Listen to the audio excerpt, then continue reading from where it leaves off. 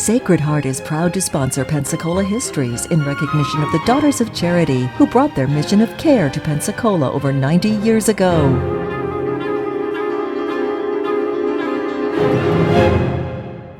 Hello and welcome to our continuing series of stories about Pensacola, the North America's first place city. Today, and for the past few weeks, we've been talking about the Pensacola and the war between the states. We exited the last time. We talked about how the war wound down here when the federal officials, federal soldiery and Navy moved in. And Pensacola became, literally a ghost town for the next 3 years. But today, I would like to wind up the story by talking a little bit about this gentleman here.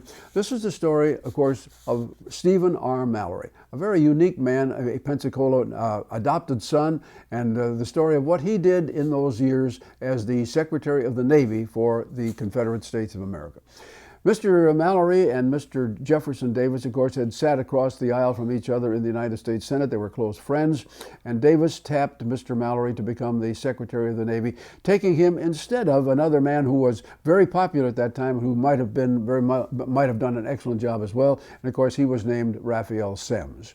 Mr. Mallory took the job, recognizing from the beginning that he had several very major problems. Number one, he did not have a corps of officers because there had been no Confederate Navy. Secondly, there was virtually no warship worthy of the name that he could use. Number three, he had no factories to build plating for ironcladding naval vessels, and there was no factory available basically for the construction of the foundry use in making cannon. So he worked very quickly and operated from his position, first of all, in Montgomery and then in Richmond, and of course leaving his family here in Pensacola up until the flight occurred in May of 1862. Now, Mallory was a man of great genius. He had had 10 years experience working with naval warfare and naval vessels. He knew where the shortcomings of the South were as well as the strengths of the North. And so, first of all, he began with what he did call his defense strategy. And for this, they developed a unique weapon that had not been around at that point in time. They called them torpedoes. Today we would call them mines. And basically the torpedo or mine of Mallory's vintage was a beer keg, literally. A beer keg which was fitted out, filled with powder, and then had percussion caps set on either end so that any vessel striking them would set off an explosion. Another version was a mine that was literally anchored in a critical point in a harbor, anchored there, and there would be an electric wire sent to it so that by battery a signal could be sent to it and explode the mine. And these mines were they not only used them in the South, but they very, very quietly and secretly used them to cause problems in some of the northern ports, and Mallory was credited, of course, with this. That was the first thing he did. The second thing, of course, the second was to begin looking for war vessels that could be converted to warships that were actually available or under construction. And for this, he turned to Great Britain, where he went about attempting to buy vessels from companies that had ships on the ways almost completed, because Mallory knew he needed these vessels quickly. And one of the very first, of course, that he managed to buy was renamed, and it became the Confederate States vessel Alabama, which was turned over to Raphael Semmes. And of course, the story of the Alabama became one of the highlights of the Southern lore in the war between the states, because the Alabama was a very successful privateer, if you will, sinking a lot of federal shipping and also doing damage to federal warships. She finally was sunk off the coast of France by a federal vessel named the Kearsarge. Raphael Semmes, of course, became a legend as far as naval history in the South. The third thing that Mallory did, of course, was to quickly get into motion factories to make plating and cannon. And he put together factories in Selma, Atlanta, and Richmond, which began to turn out the plate. Now, the first place they used the armor plating was on barges, which were to be placed in the Mississippi River and be anchored there in secure positions and have large cannon on board, so that these vessels would be literally a kind of a siege line to prevent federal vessels from coming either up or down the river to attack New Orleans. And they went ahead and did this, and of course it looked like they were going to be successful, but we'll come back to that in just a moment. The third thing, of course, well, along with the plating, Mallory went forward and took a former commercial vessel called the Virginia and had her plated and properly armed, and she was renamed this time as the Merrimac.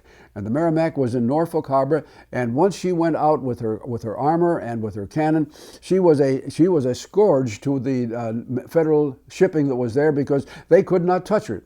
The Merrimac was very successful, did damage here, there, and everywhere. And then, without Mallory's knowledge of it, surprisingly, a northern vessel had been constructed with plating as well. She was known as the Monitor, and she had been developed in New York by an inventor, a developer named Erickson.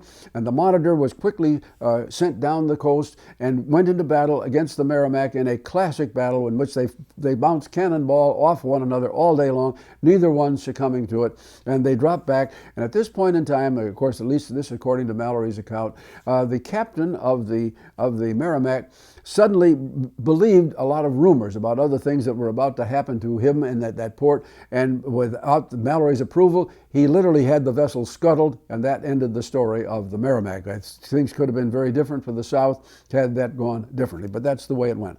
The third thing that, that Mallory began to work with, of course, was what we would today call a submersible. The idea of a submarine had been around forever. They had talked about it, about the year 1800. Napoleon had experimented with it, and now Mallory's people experimented in two different versions. I won't go into the one because it was totally unsuccessful. But nearby here in Mobile, developers put together a vessel called the Hunley. Now, the Hunley was a cigar-shaped vessel, was long enough to seat 8 men who would operate at cranks. And the cranks, they turned the cranks. The cranks operated a shaft, which in turn turned a propeller. And at the stern was the position of the commander, and he had what we would today call a periscope. So he could look out across the water. This vessel would not go very far underwater, but she would not be sightable, of course, by a vessel she was approaching. And these men would turn the cranks, the propeller would turn, the steersman would bring her up, and the experiments in Mobile were successful. So they took the vessel called the Hunley on a flat car. They took her to Norfolk, put her in the water, and had a test there. Unfortunately, things went wrong, and the vessel sank. But they raised her, they fitted her out again with a new crew, tried it again. The second time was a failure, but they had faith in her. And so the third time, under a Lieutenant John Peavy, the vessel went forward, and sure enough, she was successful. She bombarded and sunk a great federal vessel called the Housatonic, and once again there was panic in the Northern Navy because they thought, how many of these vessels does Mallory have? Well, unfortunately, there were very few opportunities for the vessel to be used, and at that point, and we don't today know quite what happened. But the vessel was taken away. They got out of Norfolk, out into the Atlantic Ocean, and there she sank. And only recently, fairly recent years, the vessel was rediscovered and has been raised, and now people are doing all sorts of research to see what was the Hunley really like. I wish we could say it had a very strong position in the war. It didn't, but nonetheless, it was one of the highlights of Mr. Mallory's career. Meanwhile, of course, he continued to do all sorts of things to try and improve the situation with respect to more ships. And he sent two key men, one of the elements of the early part of the war that almost brought Great Britain into the war. Mallory sent two emissaries named John Slidell and James Mason. They were on their way to Britain to negotiate for more ships. And a federal warship spotted the vessel carrying these two men, and they captured it and took the men back to New York. They were traveling on a vessel called the Trent, and the so-called Trent affair became an international story. The British were inflamed with all of this going on, but only the very quieting effect of Charles Francis Adams, the American ambassador, convinced the British that they probably should not get involved directly, even though they were sympathetic to the South. One other story, of course, that we must tell about our friend Mallory was the story, the effect of what happened when the South retreated from Pensacola and burned the Navy Yard. The federal troops moved in with the capital equipment, put it in place, and had it operational in about 3 months. Meanwhile, Along the Mississippi River, Admiral Farragut moved in with his fleet to attack and try to capture the city of New Orleans. And this is where the barges with the cannon on board became the point of defense, and a considerable battle took place there just off the shores of New Orleans. And ultimately, Admiral Farragut's fleet prevailed. The barges were battered and sunk, and Farragut fell back, knowing that he had other duties as both a patroller and also to blockade the South. But his ships were damaged, so he limped into Pensacola Bay, and they went to the Navy Yard where the equipment was now usable, and the Farragut's fleet was indeed restored that way. Some months later, that same fleet, of course, made Farragut famous because they made an attack against Fort Morgan in Mobile Bay, and they moved in. This is one of those interesting little stories. I don't know that it's true, but it's always kind of fun to tell it. Every great military commander should have at his side two key people. One, a public relations man to write good copy, and the other, an editor, to be sure that the copy got into print correctly. Well, everyone knows that the story about Admiral Farragut. He moved into Mobile Bay, started moving forward, and immediately these people out there spotted that there were some of these floating mines, these torpedoes that Mr. Mallory had developed. And the story goes that the original copy that the PR man had written didn't have a comma in it. But finally, when the editor had put that comma in there, it made Admiral Farragut look like a true statesman as well as a great military leader, because the way it read was, "Damn the torpedoes, pause, full speed ahead." He hadn't said it exactly that way in the first instance, but that's the way it went down in the history books, and consequently he looked very, very able in doing so. Well, the war went on. Mr. Mallory's devices continued to made part of the support of the Confederate military possible, but of course ultimately the war came to an end. And Mr. Mallory, as it was just approaching its end, the entire cabinet, led by Mr. Davis, fled from Richmond first to Petersburg, and then they fled south. And by the time they reached the city of Abbeville, South Carolina, one of the members, Judah P. Benjamin, who had been the Secretary of the Treasury, left. He was a big man. He could not ride a horse well, and he said he just could not ride any longer. He was left, and as it turned out, this man succeeded in moving south to what we today call Tampa Bay, and took ship and went to Great Britain, where he lived out the rest of his life very comfortably as a lawyer. And there are some who say, well, it may have been that Judah P. Benjamin had some of the remaining Confederate gold in his saddlebags when he went. Whether that's true or not, we don't know, but then that's one of the nice little stories that sort of ties to Mallory. The cabinet met for the last time in Abbeville. Then they went to Washington, Georgia. And it was at this point in time that they realized that the game was up. Appomattox had come, and so these men, it was every man for himself, and they departed. And within a matter of days, Stephen Mallory was captured in the little village of LaGrange, Georgia.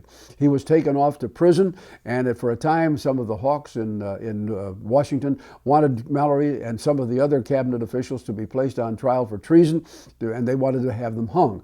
But Mr. Andrew Johnson, who had succeeded Mr. Lincoln by now as president, pardoned Mr. Mallory, and he returned to Pensacola, put his own home, he and his wife's home, in order, and ultimately within about 6 months, the whole family returned here. And Mallory, although his civil rights were never restored, he was allowed to practice law, and he went into practice downtown in Pensacola in company with a man named Augustus H. Maxwell. And Mallory lived out his life very successfully, a much respected citizen, until he died in 1873.